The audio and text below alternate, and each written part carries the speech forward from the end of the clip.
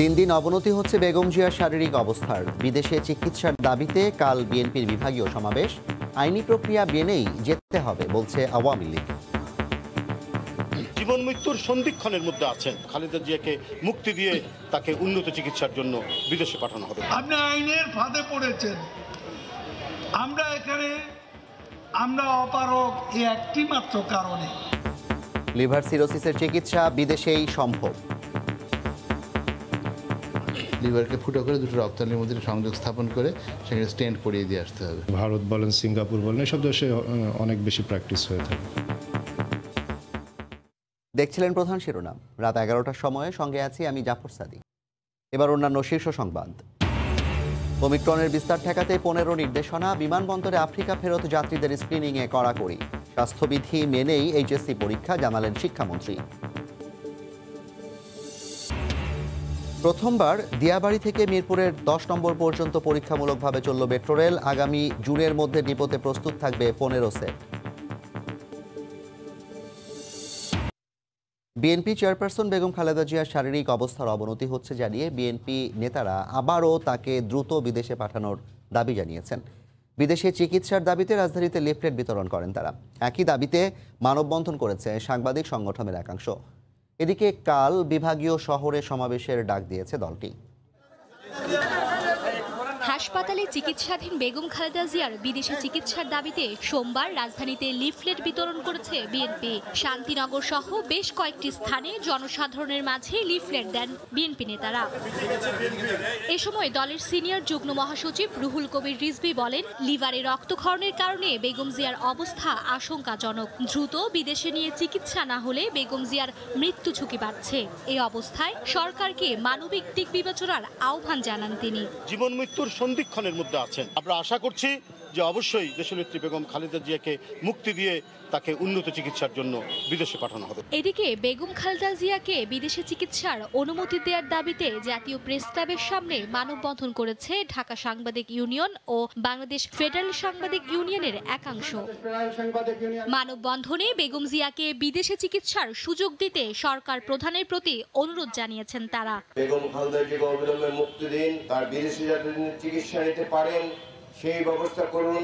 তার স্বাস্থ্যগত যে অবস্থা, সেই অবস্থায় তাকে মুক্তি দিয়ে উন্নত চিকিৎসার জন্য বিদেশে পাঠানোর দাবিতে দাঁড়িয়েছে। বেগম জিয়ার মুক্তির দাবিতে মঙ্গলবার নয়াপল্টনে মহাসমাবেশ করার বিষয়ে ঢাকা মেট্রোপলিটন পুলিশ কমিশনারকে অবহিত করেছে বিএনপি। কেন্দ্রীয়ভাবে পল্টন বিএনপি কার্যালয়ের সামনে এই জনসভাটা আমরা করার জন্য সিদ্ধান্ত গ্রহণ করেছি এবং প্রশাসনকে আমরা আমাদের অবহিতকরণ চিঠি দিয়েছি। আমরা আশাবাদী যে তাদের সহযোগিতা পাব। গত 13 নভেম্বর থেকে রাজধানীর এভারকেয়ার হাসপাতালে চিকিৎসাধীন বেগম খালেদা জিয়া। 16 দিন পর রোববার সন্ধ্যায় তার অবস্থা আশঙ্কাজনক জানিয়ে দ্রুত বিদেশে চিকিৎসার পরামর্শ দেন তার চিকিৎসকরা। মার্জিয়া মুমু, সময় সংবাদ, ঢাকা। লিভার সিরোসিস প্রাথমিক পর্যায় থেকে মারাত্মক রূপ নিলেই দেখা দেয় পরিপাকতন্ত্রে রক্তক্ষরণের প্রবণতা। লিভার বিশেষজ্ঞরা বলছেন, খালেদা জিয়ার অবস্থা যদি এমনই হয় তবে দরকার দ্রুত অভিজ্ঞ চিকিৎসকের পরামর্শ নেওয়া। সেক্ষেত্রে টিপসের যে পরামর্শ তার বিশেষজ্ঞ প্যানেল দিয়েছে তা দেশে সম্ভব না হলে ইউরোপ, আমেরিকার পাশাপাশি এই চিকিৎসা ব্যবস্থা আছে সিঙ্গাপুর এবং ভারতেও। রাশেদ লিমনের রিপোর্ট। হাসপাতালে ভর্তির 16 দিনের মাথায় রোববার বেগম জিয়ার বাসভবন ফিরোজায় সংবাদ সম্মেলন করেন তার চিকিৎসক দল।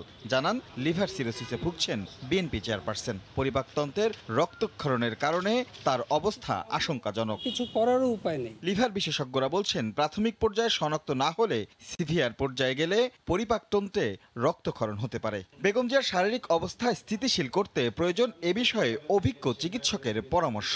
এটা হচ্ছে লিভার সিরোসিসের একটা অ্যাডভান্স স্টেজ, যেটাকে আমরা বলি যে লিভার সিরোসিসের পরে যদি ফেইলিওর হয়, মানে ডিকম্পেনসেটেড লিভার সিরোসিস। রক্তবন্ধ প্রিভেন্ট করার জন্য করছি, যেমন আমরা ইভিএল করছি, গ্লু ইঞ্জেকশন করছি, কিংবা আমরা এপিসি করছি, সেগুলো রক্তবমি হওয়ার পরও আমরা করতে পারি। এর মধ্যে বেগম জিয়ার চিকিৎসক দল পরামর্শ দিয়েছেন টিপসের, তবে এটি অত্যন্ত জটিল একটি চিকিৎসা পদ্ধতি যা বাংলাদেশে নেই। যার হার্টের কোনো সমস্যা নেই তারও কিন্তু টিপস করার পরে কার্ডিয়াক অ্যারিথমিয়া হতে পারে, অর্থাৎ হার্ট আনকন্ট্রোল বিট করে হার্ট বন্ধ হয়ে যেতে পারে, তার কার্ডিও পালমোনারি ফেইলিয়ার ডেভেলপ করতে পারে। বাংলাদেশে এটা এখন পর্যন্ত শুরু করা যায়নি, যেটা আমাদের পার্শ্ববর্তী দেশ ভারত বলেন, সিঙ্গাপুর বলেন, এসব দেশে অনেক বেশি প্র্যাকটিস হয়ে থাকে। শারীরিক নানা জটিলতায় আক্রান্ত হয়ে 13 নভেম্বর থেকে রাজধানীর এভার কেয়ারের সিসিইউতে চিকিৎসাধীন বেগম খালেদা জিয়া। দীর্ঘদিন ধরে কিডনি, হৃদরোগ জটিলতা, অনিয়ন্ত্রিত ডায়াবেটিক্স, উচ্চ রক্তচাপ ও আর্থ্রাইটিসে ভুগছেন তিনি। রাশেদ লিমন, সময় সংবাদ, ঢাকা। বেগম খালেদা জিয়ার জন্য বিএনপি নেতারা মায়া কান্না করছে মন্তব্য করে আওয়ামী লীগ নেতারা বলেছেন, তার চিকিৎসা নিয়ে সরকারের ওপর দায় চাপিয়ে লাভ নেই। আজ আলাদা অনুষ্ঠানে তারা আরও বলেন, বেগম জিয়াকে আইনি প্রক্রিয়া মেনেই চিকিৎসার জন্য বিদেশে যেতে হবে। আন্দোলনের নামে নাশকতার চেষ্টা করা হলে তা প্রতিহত করারও হুঁশিয়ারি দেন নেতারা। সোমবার সকালে ঢাকার নবাবগঞ্জ পার্কে ঢাকা দক্ষিণ আওয়ামী লীগের 23 নম্বর ওয়ার্ডের ইউনিট সম্মেলনের উদ্বোধন করেন আওয়ামী লীগ নেতারা। সংগঠনকে আরও শক্তিশালী করার লক্ষ্যে পর্যায়ক্রমে রাজধানীর সব ওয়ার্ডেই এই সম্মেলনের মাধ্যমে নেতা নির্বাচন করা হবে। সম্মেলনে যোগ দিয়ে দলের কেন্দ্রীয় নেতারা বলেন, বেগম জিয়ার অসুস্থতা নিয়ে রাজনীতি করছেন বিএনপি নেতারা। যারা দেশের অগ্রগতিকে থামিয়ে দিতে চায় তাদের সব অপকর্ম রাজনৈতিকভাবে মোকাবেলা করা হবে বলেও জানান তারা। মহান মাননীয় রাষ্ট্রপতির কাছে ক্ষমা চাওয়াই একটা মাত্র পথ। এই পথ অনুসরণ না করে তারা আজকে বেগম খালেদা জিয়ার অসুস্থতাকে নিয়ে রাজনীতি করছেন। যারা দেশের উন্নয়নকে থামিয়ে দিতে চায় তাদের সমস্ত অপকর্ম আমরা রাজনৈতিকভাবে মোকাবেলা করব। সম্মেলনে দলের সাধারণ সম্পাদক বলেন, বেগম জিয়াকে নিয়ে মায়াকান্না করছেন বিএনপি নেতারা। আইনের কারণে তাকে বিদেশ যাওয়ার অনুমতি দেওয়ার বিষয়ে সরকারের কিছু করার নেই বলেও জানান তিনি। আজকে যারা মায়া কান্না করে এটা তারা কি করে ভুলে যায়? আমরা বেগম জিয়ার মৃত্যু কামনা করি না, তিনি অসুস্থ, আমরা পর্যবেক্ষণ করছি। আপনি আইনের ফাঁদে পড়েছেন, আমরা অপারগ এই একটি মাত্র কারণে। এদিকে বেগম জিয়ার অসুস্থতা নিয়ে চিকিৎসকদের বক্তব্য বিএনপি শেখানো বলে দাবি করেন তথ্যমন্ত্রী। সোমবার দুপুরে সচিবালয়ের সংবাদ সম্মেলনে তিনি একথা বলেন। ডাক্তার সাহেব কিভাবে বললেন যে সেখানে অবশ্যই নাই, শুধুমাত্র তারেক রহমান যেখানে আছে সেখানে চিকিৎসা আছে ইউকেতে। এই বক্তব্য যেগুলো কালকে ডাক্তার সাহেবরা দিয়েছেন এগুলো বিএনপির শেখানো বক্তব্য। এদিকে সোমবার বিকেলে রাষ্ট্রীয় অতিথি ভবন পদ্মায় বেগম জিয়ার শারীরিক অবস্থা সম্পর্কে কূটনীতিকদের ব্রিফ করেন পররাষ্ট্রমন্ত্রী। পরে সংবাদ সম্মেলনে তিনি বলেন, বিদেশ থেকে চিকিৎসক এনে তার চিকিৎসা করতে পারবেন, কিন্তু তাকে দেশের বাইরে যেতে হলে আইনি প্রক্রিয়া মেনেই যেতে হবে। She is free to do treatment anywhere in the country, but if she has to go abroad, then in that case she has to go through the legal process. Begum জিয়াকে নিয়ে রাজনীতি না করতে বিএনপি নেতাদের প্রতি আহ্বান জানান আওয়ামী লীগ নেতারা। রোজিনা রোজি, সময় সংবাদ, ঢাকা। করোনার নতুন ভ্যারিয়েন্ট ওমিক্রনের বিস্তার ঠেকাতে আফ্রিকা ফেরত যাত্রীদের বিমানবন্দরে স্বাস্থ্য পরীক্ষা ও স্ক্রিনিং জোরদার সহ 15 নির্দেশনা দিয়েছে স্বাস্থ্য অধিদপ্তর। দেশে সংক্রমণ ঠেকাতে কঠোরভাবে নির্দেশনা বাস্তবায়নের তাগিদ দিয়েছেন স্বাস্থ্য বিশেষজ্ঞরা। করোনা নতুন ভ্যারিয়েন্ট ওমিক্রন নিয়ে উদ্বেগ বাড়ছে বিশ্বের বিভিন্ন দেশে। পশ্চিমে কানাডা থেকে পূর্বে অস্ট্রেলিয়া শনাক্ত হয়েছে করোনার নতুন ধরন। এর ধারাবাহিকতায় বাংলাদেশেও নতুন ভ্যারিয়েন্ট প্রতিরোধে 15টি সতর্কতা জারি করেছে স্বাস্থ্য অধিদপ্তর, যার মধ্যে উল্লেখযোগ্য হলো দক্ষিণ আফ্রিকার দেশগুলো থেকে আগত সব যাত্রীদের বিমানবন্দরে স্বাস্থ্য পরীক্ষা ও স্ক্রিনিং জোরদার করতে হবে। সব ধরনের রাজনৈতিক, সামাজিক, ধর্মীয় অনুষ্ঠানে জনসমাগম নিরুৎসাহিত করতে হবে। রেস্তোরাঁয় বসে খাওয়ার ব্যবস্থা ধারণ ক্ষমতার অর্ধেক বা তার চেয়ে কম করার পরামর্শ তাদের। শিক্ষা প্রতিষ্ঠান ও কোচিং সেন্টারে স্বাস্থ্যবিধি নিশ্চিত করতে হবে। পাশাপাশি মসজিদ ও সব ধরনের উপাসনালয়ে স্বাস্থ্যবিধি মেনে চলার আহ্বান জানানো হয়েছে। একই সাথে বিদেশ থেকে আসা যাত্রীদের কোয়ারেন্টাইন কমপক্ষে 14 দিন নিশ্চিত করতে হবে। স্বাস্থ্য বিশেষজ্ঞরা বলছেন, করোনার নতুন ভ্যারিয়েন্ট সংক্রমণ ঠেকাতে নির্দেশনার পাশাপাশি তা বাস্তবায়নে কঠোর হতে হবে স্বাস্থ্য অধিদপ্তরকে। বিমানবন্দরে সবচেয়ে এই মুহূর্তে গুরুত্বপূর্ণ জায়গা যেটা আমাদের এই ঝোঁকাটা প্রতিহত করতে পারে। সেটার মধ্যে থাকতে পারে যে দেশগুলোতে সংক্রমণ বাড়বে সেখান থেকে কাউকে না আসতে দেয়। 2 নম্বর হলো যে আসলে অবশ্যই দুটো টিকা থাকতে হবে। অমিক্রনের সংক্রমণ ঠেকাতে অতীতের মতো ভুল করলে এবারও কঠিন মূল্য দিতে হবে বলে হুঁশিয়ারি দিয়েছেন জনস্বাস্থ্য বিশেষজ্ঞরা। তাই অমিক্রন প্রতিরোধে পরামর্শ কমিটির সাথে সমন্বয় করে কাজ করার পরামর্শ তাদের। এই জায়গাটায় একটা ঘাটতি আমরা বরাবরই দেখি যে আমাদের কথা এবং কাজ এটার মধ্যে একটা বড় ফারাক দেখা যায়। ধরুন জাতীয় পরামর্শ কমিটি যা পরামর্শ দেয় সেটার আমরা বাস্তবায়ন দেখি না। ঠিক অনুরূপ ভাবে আমাদের স্বাস্থ্য অধিদপ্তর অনেক সময় যেগুলো পরামর্শ দেন বা নির্দেশনা দেন সেগুলো কিন্তু মানা হয় না। গত 24 নভেম্বর দক্ষিণ আফ্রিকা প্রথম শনাক্ত হয় করোনা নতুন ধরন অমিক্রন। সাদাত রহমতুল্লাহ, সময় সংবাদ, ঢাকা। এদিকে ওমিক্রনের কারণে আসন্ন এইচএসসি পরীক্ষা বন্ধ হবে না। স্বাস্থ্যবিধি মেনেই পরীক্ষা হবে বলে জানিয়েছেন শিক্ষামন্ত্রী ডাক্তার দীপু মনি। দুপুরে রাজধানীর নবাবগঞ্জে আলোচনা সভায় কথা জানান মন্ত্রী। এইচএসসির পরীক্ষা শুরু হচ্ছে, উচ্চ মাধ্যমিকের পরীক্ষা শুরু হচ্ছে 2রা ডিসেম্বর থেকে 30শে ডিসেম্বর পর্যন্ত পরীক্ষা চলবে। এইচএসসি পরীক্ষা অত্যন্ত শান্তিপূর্ণ সুষ্ঠুভাবে স্বাস্থ্যবিধি মেনে আমরা নিতে পারবো, এ ব্যাপারে আমরা পূর্ণ আশাবাদী। এর পুরো সাফল্য নির্ভর করবে আমাদের সকলের সদিচ্ছার উপরে। করোনার নতুন ধরন ওমিক্রন শনাক্ত হওয়ার পর থেকেই আলোচনায় দক্ষিণ আফ্রিকা। সেখানকার সবশেষ পরিস্থিতি জানাতে এই মুহূর্তে কেপটাউনে আছেন সহকর্মী মিজানুর রহমান রাসেল। সরাসরি যাচ্ছি তার কাছে। রাসেল, এখন কি অবস্থা?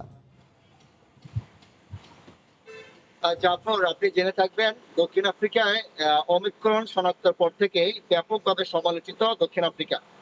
সম্প্রতি গত কয়েকদিন যাবৎ এই নতুন ভ্যারিয়েন্ট ওমিক্রন শনাক্ত হওয়ার পর থেকেই নানাভাবে আতঙ্ক ছড়াচ্ছে সমগ্র দেশটিতে। সম্প্রতি এই ওমিক্রন ভ্যারিয়েন্টের কারণে আন্তর্জাতিক নিষেধাজ্ঞা দিয়েছে সাউথ আফ্রিকার ভ্রমণকারীদের। সাউথ আফ্রিকায় এই আন্তর্জাতিক ভ্রমণ নিষেধাজ্ঞার কারণে বিস্ময় এবং উৎসাহ প্রকাশ করেছেন দেশটির প্রেসিডেন্ট স্বয়ং সিরিল রামাফোসা। গতকাল জাতির উদ্দেশ্যে দেওয়া ভাষণে তিনি সাউথ আফ্রিকার চিকিৎসা বিজ্ঞানীদেরকে ধন্যবাদ দেওয়ার পরিবর্তে দক্ষিণ আফ্রিকাকে নিষেধাজ্ঞার আওতায় আনার কারণে তিনি এটাকে অবিবেচক এবং আনজাস্টিস আখ্যায়িত করে তিনি বিস্ময় প্রকাশ করেছেন। তিনি বলেছেন দক্ষিণ আফ্রিকার চিকিৎসা বিজ্ঞানীরা এটাকে শনাক্ত করেছে, তারা ধন্যবাদ পাওয়ার যোগ্য। সেক্ষেত্রে সেক্ষেত্রে এই বিজ্ঞানীদেরকে ধন্যবাদ দেওয়ার পরিবর্তে তারা এই দক্ষিণ আফ্রিকাকে নিষেধাজ্ঞার আওতায় আনছে। ভ্রমণ নিষেধাজ্ঞার কারণে দক্ষিণ আফ্রিকার অর্থনীতি এবং ডলার অনেক বেশি কমে গেছে এবং এই ভেরিয়েন্টের যদি ব্যাপকভাবে ছড়ায় সাউথ আফ্রিকায়, সেক্ষেত্রে সাউথ আফ্রিকার অর্থনীতি বড় ধরনের ক্ষতির আশঙ্কা রয়েছে। দক্ষিণ আফ্রিকার প্রেসিডেন্ট গতকাল জাতির উদ্দেশ্যে দেওয়া ভাষণে দেশের নাগরিকদেরকে স্বাস্থ্য সচেতনতা মেনে চলার জন্য বিনীতভাবে অনুরোধ করেছেন এবং ভ্যাকসিনকে আবার নেওয়ার জন্য বিনীতভাবে অনুরোধ করছেন। এই ছিল আমার কাছে সবশেষ আপডেট। ধন্যবাদ। করোনার নতুন ধরন ওমিক্রন শনাক্ত হয়েছে দক্ষিণ আফ্রিকায়। সেখানকার সবশেষ পরিস্থিতি জানাতে আমাদের সঙ্গে কেপটাউন থেকে যুক্ত হয়েছিলেন সহকর্মী মিজানুর রহমান রাসেল। প্রথমবারের মতো 6টি স্টেশনে পরীক্ষামূলকভাবে চলাচল করল স্বপ্নের মেট্রো রেল। দুপুরে উত্তরার দিয়াবাড়ি থেকে মিরপুর 10 নম্বর পর্যন্ত আসে একটি ট্রেনের সেট। কর্তৃপক্ষ বলছে জুনের মধ্যেই 15 সেট ট্রেন চলে আসবে ডিপোতে।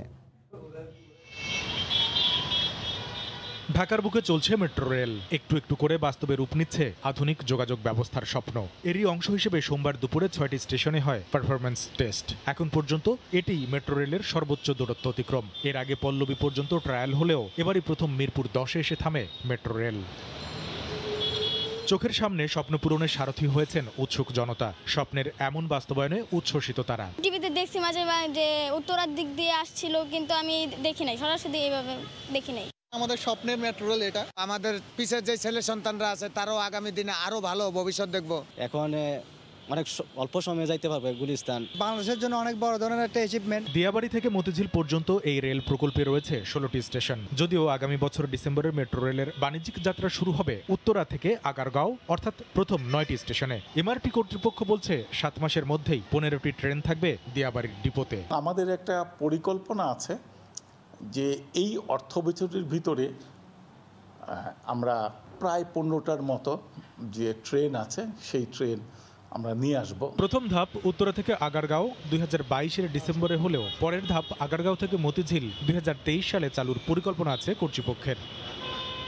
এভাবে পরীক্ষামূলক চলাচল শেষে যাত্রী সেবা শুরু হলে রাজধানী ঢাকার যানজট যেমন অনেকটাই কমে আসবে, তেমনি এই শহরের যোগাযোগ ব্যবস্থায় আসবে আমূল পরিবর্তন। এমনটাই বলছেন এই রেল সংশ্লিষ্টরা। কামরুল হাসান সবুজ, সময় সংবাদ, ঢাকা। উচ্চ আদালতে করা রিট আবেদন নিষ্পত্তি হওয়ার পরই সেট টপ বক্স বসানোর বিষয়ে কাজ শুরু হবে বলে জানিয়েছেন তথ্য ও সম্প্রচার মন্ত্রী ডক্টর হাসান মাহমুদ। দুপুরে সচিবালয়ে কেবল অপারেটরদের সঙ্গে বৈঠক শেষে মন্ত্রী কথা জানান। এর আগে মন্ত্রণালয়ের পক্ষ থেকে বলা হয়েছিল গ্রাহক প্রান্তে সেট টপ বক্স না বসালে 30শে নভেম্বরের পর থেকে ঢাকা ও চট্টগ্রামে স্যাটেলাইট চ্যানেল দেখা যাবে না। সেই বিজ্ঞপ্তি চ্যালেঞ্জ করে সম্প্রতি উচ্চ আদালতে রিট করেন এক গ্রাহক। এর পরিপ্রেক্ষিতে আদালতে আরও 1 মাসের সময় বাড়ানোর আদেশ দেন। মন্ত্রী আরও জানান, স্থগিতাদেশ প্রত্যাহার মন্ত্রণালয় কাজ করছে।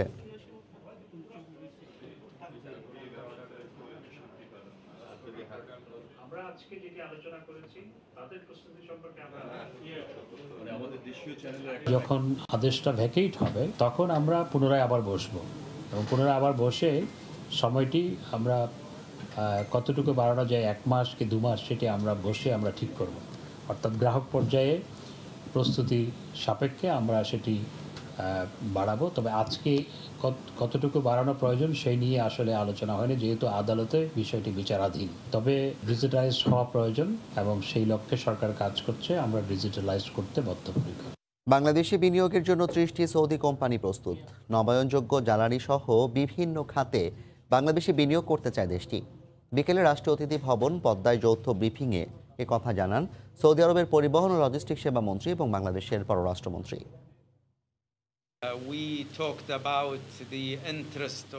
আমরা বাংলাদেশে সৌদি আরবের বেসরকারি খাতের বিনিয়োগ আগ্রহ নিয়ে কথা বলেছি। 30টি সৌদি কোম্পানি বাংলাদেশে বিনিয়োগ করতে চাই, যেটি বাংলাদেশের আকর্ষণীয় বিনিয়োগ পরিস্থিতির নিদর্শন। আমরা বাংলাদেশের বিভিন্ন উন্নয়ন প্রকল্পে অর্থায়ন ও সহযোগিতার হাত আরও বাড়াতে চাই। আমাদের বিভিন্ন রকম দ্বিপাক্ষিক এবং দ্বিপাক্ষিক মাল্টিল্যাটারাল ইস্যু আমরা আলাপ করেছি, and we are very happy. এবং উনিও খুব, ওনার দল সবাই খুবই উদ্গ্রীব যে আমাদের দেশে এই যে নতুন উন্নয়নের সুযোগ এসেছে, ইনভেস্টমেন্টের বিনিয়োগের সুযোগ এসেছে, সেইগুলোতে তারা আমাদের সাথে কাজ করবে এবং দ্যাটস দ্য বিউটি। রাজধানীর রামপুরায় বাস চাপায় একজন নিহতের ঘটনায় 7টি বাসে আগুন দিয়েছে বিক্ষুব্ধ জনতা। বিস্তারিত জানাতে ঘটনাস্থলে আছেন ধ্রুব ব্যানার্জি, সরাসরি যাচ্ছি তার কাছে। ধ্রুব, এখন কি অবস্থা? জাফর, আপনি জানেন এখন রামপুরা এলাকা কিন্তু প্রত্যেকটা জায়গায় 7 থেকে 8টি বাস, এখন সামনে থেকে একদম বাজার পর্যন্ত বিটিভি ভবন পর্যন্ত 7 থেকে 8টি বাস জ্বলছে দেখা যাচ্ছে। আমরা এখানে আসার পর থেকেই দেখেছি এখানে যারা এখানকার ফায়ার সার্ভিস কর্মী আছে তারা এখানকার আগুন নেভাতে চেষ্টা করছেন। এখানকার সবগুলো বাসই আমরা এসে দেখতে পেয়েছি জ্বলছিল, কিন্তু এখন ফায়ার সার্ভিসের 2টি ইউনিট লাগাতার কাজ করছে। তাদের পরিশ্রমের মাধ্যমে এখানকার আগুন মোটামুটি নিয়ন্ত্রণে চলে এসেছে। আমরা এখানকার ফায়ার সার্ভিস কর্মীদের সাথে কথা বলেছিলাম, তারা বলেছে এখানে সর্বপ্রথম যে একটি বাসে আগুন দেওয়া হয়, তারপর লাগাতারভাবে একাধিক 1টা 2টো 3টে করে প্রায় 7 থেকে 8টি বাসে এখানে আগুন লাগানো হয়েছে। এখানকার বিভিন্ন কর্মকর্তাদের সাথে কথা বলেছি এবং পুলিশ বলছে এখানকার পরিস্থিতি সম্পর্কে আমরা পুলিশের সাথে কথা বলেছিলাম। পুলিশ আমাদের প্রথমে বলেছে যে এখানে মূলত রামপুরা বাজার এলাকায় একজন শিক্ষার্থী, এখনো নামটা তারা স্পষ্ট করতে পারেনি, নামটা হচ্ছে মূলত মাইনুল নামে একজনকে তারা ধারণা করছে, তার নাম মাইনুল ছিল। মাইনুল নামে একজনকে এখানকার যে একটি বাস তাকে হচ্ছে ধাক্কা দিয়ে বাস থেকে ফেলে দেয় এবং ঘটনাস্থলেই সে নিহত হয়। এবং নিহত হওয়ার পর এখানকার যে স্থানীয় ছেলেরা ছিল তারা হচ্ছে এখানকার বাসে লাগাতার আগুন লাগাতে থাকে এবং আগুন লাগানোর ঠিক এক পর্যায়ে এখানে একটি বিশৃঙ্খলা সৃষ্টি হয়ে যায়। আমরা দেখেছি মালিবাগ থেকে রামপুরার যে রাস্তাটা সেটা সম্পূর্ণভাবে বন্ধ করে দেওয়া হয়েছিল এবং বন্ধ করে দেওয়ার পর বন্ধ করে দিয়ে এখানে কোনো প্রকার গাড়ি ঘোড়া কেউ ঢুকতে দিচ্ছিল না। এখানে যারা জনগণ ছিলেন তারাই মূলত এখানে এই কাজটি করে যাচ্ছিলেন এবং আমরা দেখতে পেয়েছি এখানে কিন্তু ফায়ার সার্ভিসের 2টি ইউনিট কাজ করছে। আমরা এখানকার যে পুলিশ কর্তব্যরত পুলিশ তাদের সাথে কথা বলেছিলাম, তারা কিন্তু এই ব্যাপারে আমাদের সাথে আর কি সর্বশেষ কোনো তথ্য জানাতে পারেনি।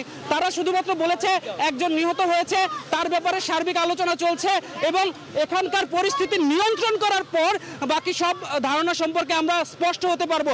এটাই ছিল আমার কাছে সর্বশেষ। জাফর, রাজধানীর রামপুরায় বাস চাপা একজন নিহতের ঘটনায় সেখানে বেশ কয়েকটি বাসে আগুন দিয়েছে উত্তেজিত জনতা। সেখান থেকে সরাসরি যুক্ত হয়েছিলেন সহকর্মী ধ্রুব ব্যানার্জি, জানাচ্ছিলেন সবশেষ খবর।